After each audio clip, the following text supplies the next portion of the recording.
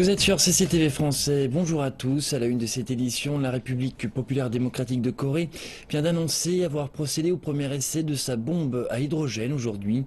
La télévision d'État a déclaré que le test avait eu lieu à 10 h du matin, en conformité avec la volonté du Parti des travailleurs. Le centre chinois de détection sismologique a enregistré une secousse de magnitude 4,9 près du site des essais nucléaires dans le nord-est du pays. La RPDC a déjà procédé à des tests nucléaires en 2006, 2009 et 2013.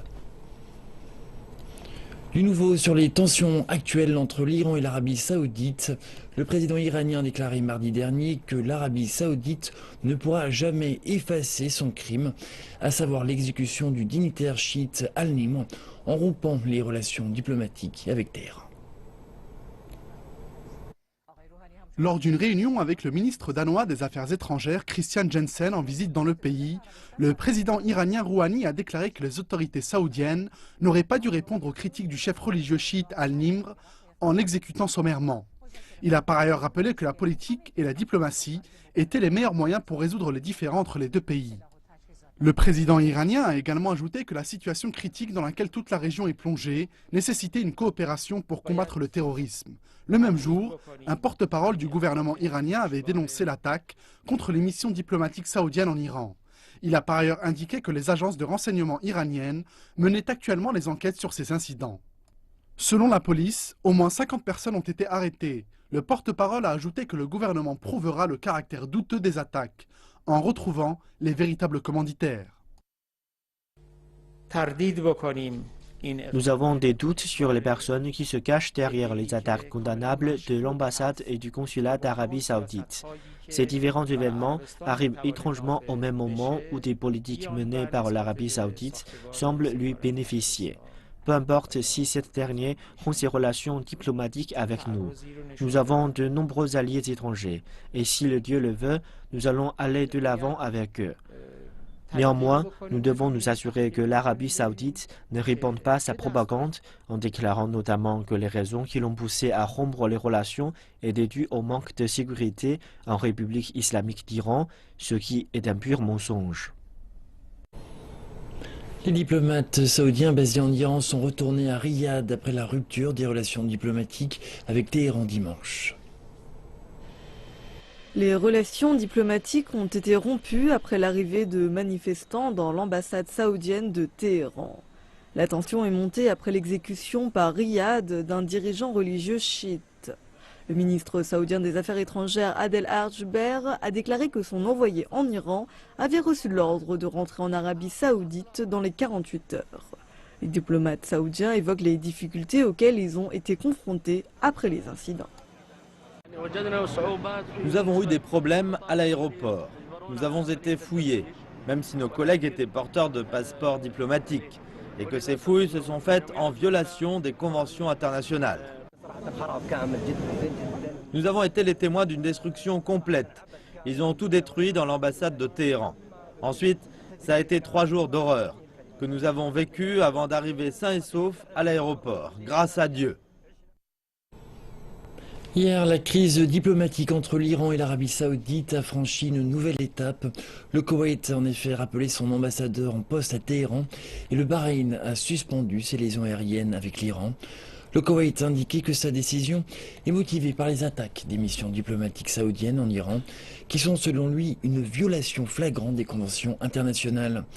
Mardi, le Bahreïn a interrompu tous ses vols au départ et à destination de l'Iran, au lendemain de la rupture de ses relations diplomatiques avec Téhéran. Le Conseil de coopération du Golfe, qui réunit les pays arabes du Golfe, va tenir une réunion extraordinaire samedi à Riyad afin de discuter des tensions avec l'Iran après le saccage des missions diplomatiques saoudiennes. Le secrétaire général du CCG, Abdoulatif Ben Rachid Al-Zayani, a écrit dans un communiqué que les ministres des Affaires étrangères des États du CCG se réuniront samedi à Riyad pour discuter des répercussions de l'attaque de l'ambassade de l'Arabie Saoudite à Téhéran et du consulat saoudien dans la ville iranienne de Mashhad. Le CCG est composé de 6 membres, l'Arabie Saoudite, les Émirats Arabes Unis, le Qatar, le Koweït, Bahreïn et Oman. Seuls le Qatar et Oman n'ont pas pris de mesures diplomatiques contre l'Iran. Le président américain Barack Obama a utilisé son pouvoir réglementaire pour imposer de nouvelles restrictions aux ventes d'armes, disant que le droit de porter une arme à feu protégé par le second amendement devrait s'exercer en équilibre avec les droits des citoyens à aller au cinéma, dans les lieux de culte et à l'école en toute sécurité. Les droits du second amendement sont importants, mais il y a d'autres droits dans la Constitution. Et nous devons les mettre en équilibre, parce que le droit d'exercer une religion librement et en toute sécurité, ce droit a été dénié aux chrétiens de Charleston, en Caroline du Sud. Il a été dénié aux juifs de Kansas City, aux musulmans de Chapel Hill et aux sikhs de Oak Creek. Ils avaient ce droit pourtant. Notre droit d'assemblée pacifique, ce droit a été refusé à ces gens qui allaient au cinéma, à Aurora et à Lafayette. Notre droit inaliénable à la vie, à la liberté et à la poursuite du bonheur. Ces droits ont été arrachés à ces élèves de Blacksburg et de Santa Barbara, et aux lycéens de Columbine, et aux enfants de Newtown, des enfants, et à toutes les familles qui n'auraient jamais imaginé que leurs êtres chers puissent être un jour enlevés par une balle de fusil. Chaque fois que je pense à ces enfants, ça me rend fou. Et au fait, ça se passe dans les rues de Chicago tous les jours. Alors nous tous ensemble, nous devons demander au Congrès d'être assez courageux pour se dresser contre le lobby des armes. Nous devons leur demander de protéger leurs citoyens. L'Assemblée nationale vénézuélienne s'est réunie pour la première fois depuis la victoire de la coalition lors des dernières élections législatives, mettant fin au contrôle du Parlement par la gauche. Regardons.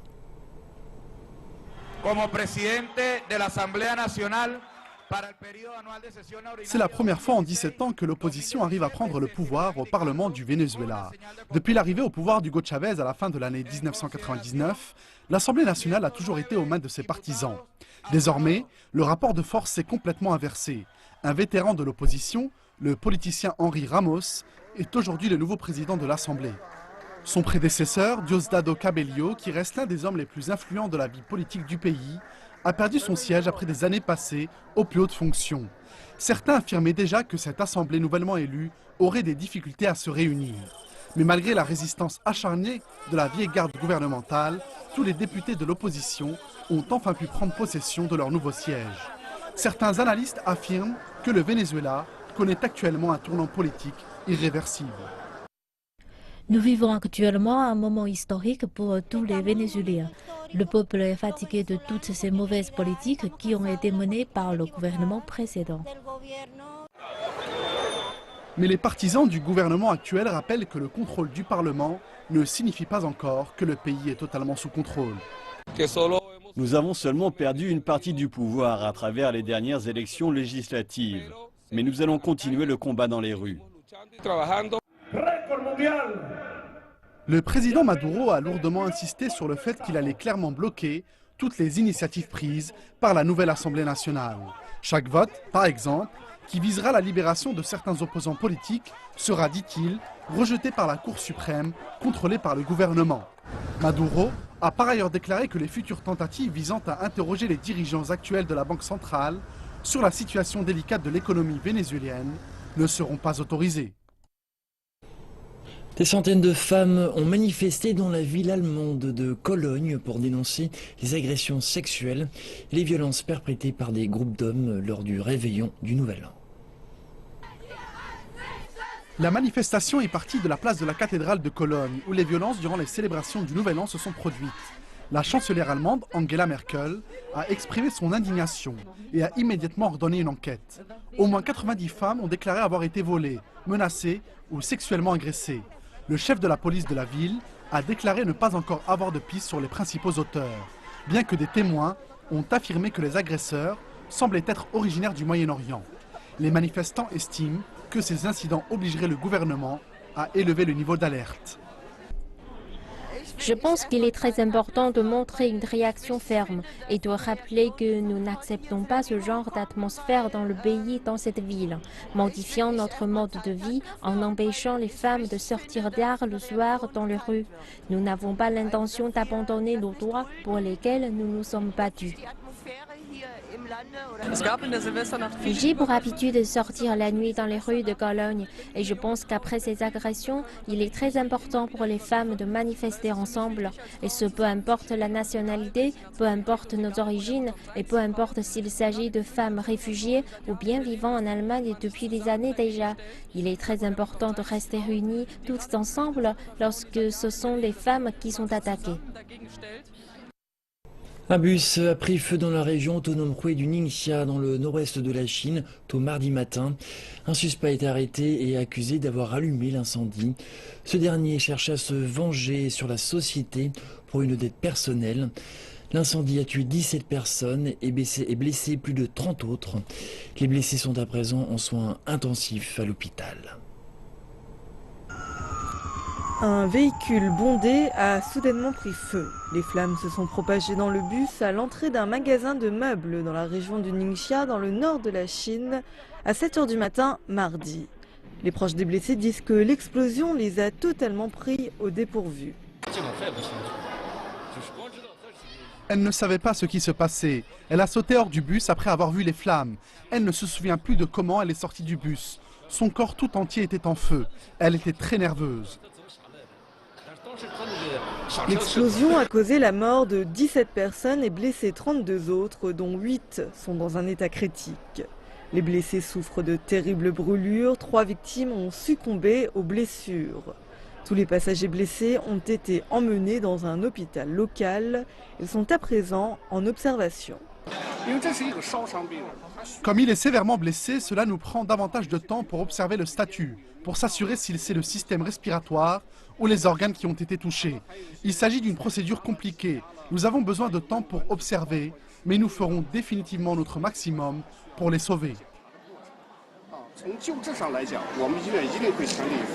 L'incendiaire suspect a été arrêté par la police et plus de 350 personnels ont été déployés pour ouvrir une enquête ou poursuivre les soins des blessés. Il ne s'agit malheureusement pas du premier cas d'explosion de bus en Chine. Plusieurs bus ont explosé ces dernières années. Des cas souvent liés à des personnes souffrant de troubles mentaux ou ayant des motivations de vengeance personnelle. À partir du 4 janvier, la plage horaire d'échange du Yuan à l'étranger a été étendue de 7 h pour se terminer à 23h30, heure de Beijing.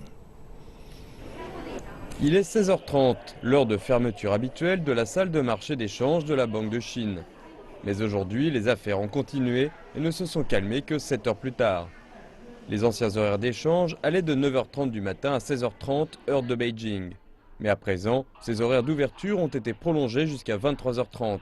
Soit 7 heures de plus que l'ancienne limite. Nos horaires de travail ont été prolongés jusqu'à 23h30. Notre charge de travail s'est alourdie. Mais ces horaires prolongés nous offrent également davantage d'opportunités pour échanger des devises. Et pour les investisseurs étrangers, cela leur permet de bénéficier d'une autre référence pour les opérations des marchés. Les échanges de devises pour les clients qui ne sont pas investisseurs ont également été facilités et sont devenus plus pratiques. Avant les nouvelles règles, les clients devaient échanger leurs devises au guichet et ils devaient terminer avant l'heure de fermeture de la banque. Mais à présent, ils peuvent acheter des devises en ligne à n'importe quelle heure avant 23 heures à travers notre application bancaire. Selon les analystes, la plage horaire étendue d'échange du yuan est une étape cruciale pour le développement de l'internationalisation de la monnaie chinoise. Et la Chine devrait encourager davantage d'institutions étrangères qualifiées à participer à son marché intérieur d'échange de devises. Selon les prévisions de l'Académie chinoise des sciences sociales, l'économie chinoise connaîtra un taux de croissance faible en 2016. L'Académie des sciences sociales table sur une croissance de 6,7% en 2016. La consommation, l'investissement et le commerce extérieur contribueront respectivement à hauteur de 4, 2,6 et 0,1% dans le taux de croissance. Nous devons nous concentrer sur plusieurs problèmes de l'économie. Une industrie faible va créer moins d'emplois. D'un autre côté, le déclin de la croissance du PIB constitue un défi pour le développement économique. Le gouvernement doit renforcer ses politiques de soutien à la consommation. Les experts expliquent que les prêts à la consommation vont continuer à augmenter de manière modérée en 2016 en raison de la hausse de la demande et de l'assouplissement monétaire. L'inflation devrait s'établir l'an prochain à 1,8%. L'Académie des sciences sociales a également dévoilé ses prédictions pour l'agriculture, l'industrie et l'immobilier. En 2005, nous avons fait face à de nouvelles situations. Par exemple, depuis septembre, les prix des 3 principales céréales ont fortement chuté. Ceci va entraîner une diminution du revenu des agriculteurs alors que les coûts continuent d'augmenter. Les céréales seront un problème l'an prochain, en particulier la production d'automne. Qu'importe l'avancée de la saison hivernale, les Chinois profitent des patinoires, des sculptures sur glace et autres pistes de ski. Les plus grandes patinoires se trouvent aux abords du palais d'été. Après 30 années d'abandon, la plus grande patinoire de Beijing a ouvert l'hiver dernier. S'étendant sur 700 000 m², elle se trouve en haut du lac Kunming et offre une vue spectaculaire du palais d'été, l'ancienne résidence impériale d'été, et désormais inscrite au patrimoine mondial. Je viens chaque week-end au palais d'été, mais c'est la première fois que je viens patiner ici. Je ne suis pas très bonne, mais c'est très amusant. Dans le même temps, dans une banlieue de Beijing, des employés préparent des blocs de glace pour le 27e festival du tourisme de neige et de glace de Yanqing, qui se tiendra à la mi-janvier. La plupart de la glace vient du lac Wangyou dans le district de Yanqing, sur la montagne Youdu qui s'élève à 800 mètres d'altitude et fait plus de 30 cm d'épaisseur. La glace est coupée en cubes, transportée par camion vers la vallée de Longxinxia, où elle est taillée en forme de sculptures diverses. Et outre cela, le festival inclura également une zone ornée de lanternes et diverses activités. Et en allant plus au nord, le 19e festival touristique de neige et de glace de Changchun a ouvert dans la province du Jilin, dans le nord-est de la Chine. Il a débuté lundi avec une compétition de ski regroupant plus de 2000 participants venus de plus de 33 pays et régions. Désormais, c'est de mieux en mieux chaque année, je pense. Il y a tellement de neige et le cadre est vraiment bien sur place. Nous combinons les sports, les loisirs et le tourisme. Les gens peuvent apprécier le lieu et jouer avec la neige. C'est une ville de glace et de neige. Le festival va durer 90 jours et les visiteurs pourront prendre part à des activités de nage hivernale, de culture folklorique et d'autres activités liées à la glace. Nous poursuivons notre série sur les minorités ethniques en Chine, dans la région autonome Zhuang du Guangxi, dans le sud-ouest du pays. Les Zhuang sont l'une des plus importantes minorités ethniques de la Chine et leur culture est encore bien vivante. Plusieurs jeunes travaillent d'ailleurs à faire la promotion du chant folklorique que cette ethnie affectionne particulièrement. Ma collègue Julie est allée sur place à leur rencontre.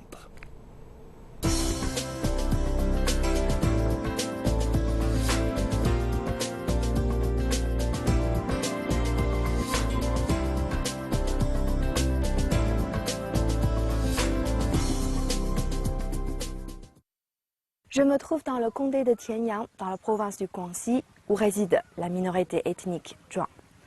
Le chant folklorique est l'un des aspects les plus intéressants de leur culture. Et avec ces paysages magnifiques, on peut facilement comprendre d'où vient leur inspiration. Ce n'est pas par hasard que la région peuplée par les membres de l'ethnie Zhuang est surnommée mer de chansons, même si on retrouve ici surtout des montagnes. À chaque année en avril, des milliers de personnes convergent vers le comté de Tianyang pour participer au plus grand rassemblement de la communauté Zhuang dans la région. Il peut faire très chaud dans le Guangxi, même en avril. Les Zhuang cherchent toujours un peu d'ombre pour se rafraîchir. Certains se reposent, mais pour d'autres, notamment pour les chanteurs, c'est un moment de préparation. C'est aussi sous les arbres que les chansons vont prendre leurs racines dans le répertoire traditionnel. Les Zhuang ne font pas que chanter sous les arbres. Ils se livrent parfois à des compétitions de chant. On y va. C'est ici que les choses deviennent plus sérieuses. Les chanteurs vont maintenant se mesurer les uns aux autres.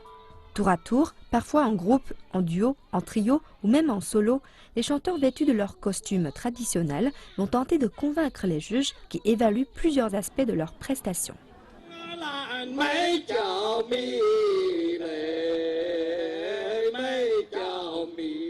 Lors de ce festival, on a pu voir plusieurs chanteurs, mais aussi plusieurs styles, ce qui prouve que cette forme d'art est encore bien vivante. Lors de notre passage à ce festival, nous avons rencontré Wei Qingqing, une jeune femme issue de la communauté Zhuang. Elle vient au festival tous les ans pour enrichir son répertoire de chansons traditionnelles et trouver de nouvelles sources d'inspiration. Les oreilles remplies de tout ce qu'elle a pu entendre lors du festival, Qingqing revient à la maison pour travailler avec des collègues sur de nouvelles chansons. Avant, ils utilisaient papier et crayon, mais aussi des cassettes audio pour se rappeler des chansons. Maintenant, ce sont les téléphones et les ordinateurs portables qui font le travail.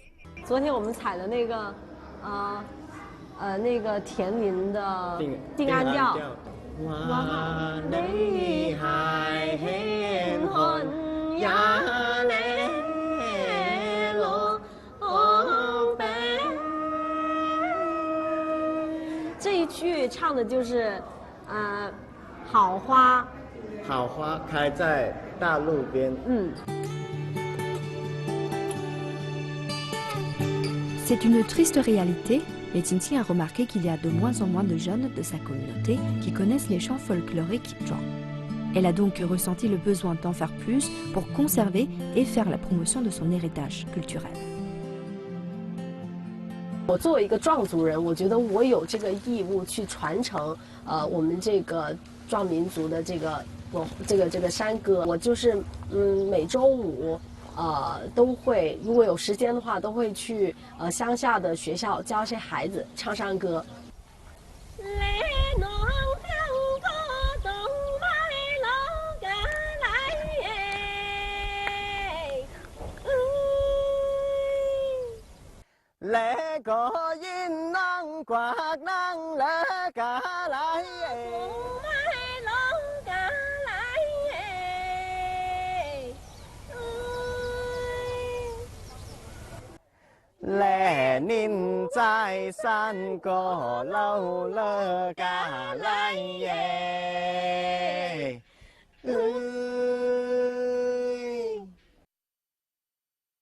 J'ai été très impressionnée par la communauté Zhuang et particulièrement par leurs chants folkloriques.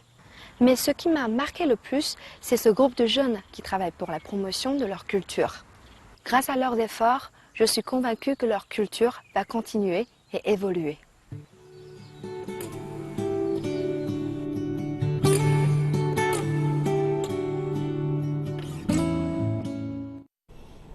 Et c'est la fin de cette édition. Merci de votre attention et à très bientôt sur CCTV Français.